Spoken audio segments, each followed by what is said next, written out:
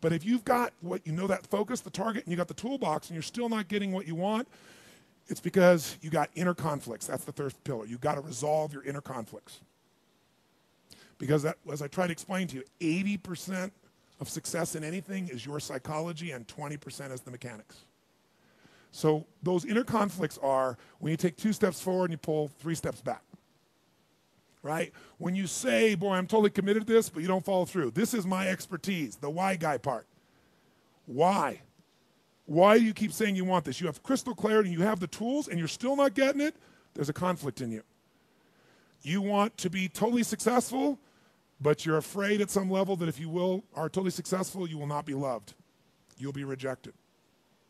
You want to be in a position where you have total free time, and you want to build a billion-dollar enterprise. These are conflicts. You really, truly know you got the tools and talents to make this happen, but a part of you doesn't think you deserve to succeed because it's something you did at some point in your life or something you made up.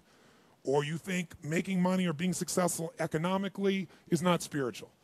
And you're committed to being spiritual, and yet the other part of you, it's the inner conflicts between fighting parts. So what do we do in this third pillar? Think of it as a vault we got to unlock. Think of it as unlock and unleash. That's the third pillar. The way you unlock and unleash is you identify the conflicts. You get clear what they are. So you may have total clarity, even the tools, but how can you totally unleash and commit when you're being pulled in 2 different directions? You say, Tony, how do I solve that? There isn't one way.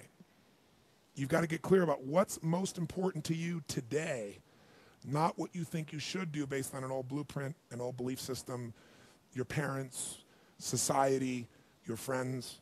Otherwise, you'll succeed and not be fulfilled. So once you identify the conflicts, now what you got to do is align. Align your life with what you really value. Align your life with what is most important to you. And then once you are in a position where you're aligned, guess what you'll do? Take action. You won't even have to work at it. When everything's in alignment, there's nothing pulling you away, boom, you go for it. But when you say, I want a relationship, but at the same time, simultaneously, I want to be in a position where, I never have to, I only get what I want every moment, or I never have to commit to anything, then obviously you're never going to get there. That inner conflict must be resolved. Once you align and you take action, guess what's going to happen? You're going to achieve. And once you achieve, you succeed. When you succeed, I'll tell you what you got to add to it. Celebrate, right? And then contribute. Pay it forward, if you will, as corny as that sounds. Remember the movie?